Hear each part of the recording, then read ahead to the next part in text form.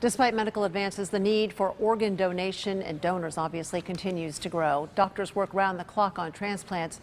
Thousands of people die every year waiting for a match. News Channel 5's medical expert Dr. David Soria is here to talk more about the importance of being an organ donor. And when I talk about importance, just to add to that, 22 people die every day waiting for an organ transplant, and one donor can save 8 lives and make an impact on 50 lives. So being an organ donor is significant, and it's the matter of signing up, isn't it? Yeah, I think it is. I mean, you know, it's good to have months like this where we can get exposed and talk about it, because I think a lot of people, even myself, you know, unless you hear about it, you think that there are plenty of people that are already donating, so I don't have to, so I'm not even going to think about it, or I'm not even going to go to the extent of either registering via my driver's license, state ID, or state registries that are available online. So that's how you do it, but are there any rules for people to follow to become an organ donor? Anybody excluded from the list? Sure. I mean, of course. I mean, you know, the reality though is that just about any age can donate, and you have to be just of average health. But there are certain entities or health problems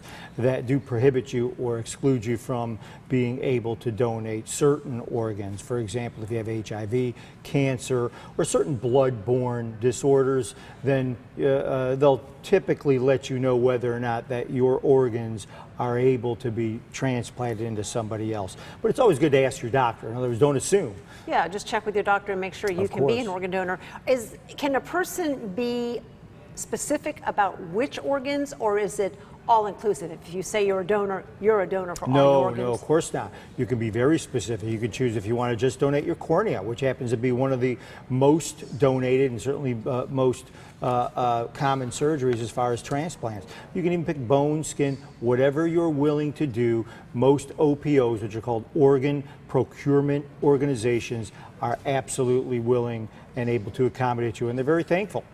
And I know that you go through you do it on your driver's license. What other ways do you do it? As well as I know it's important to tell your family too. Yeah.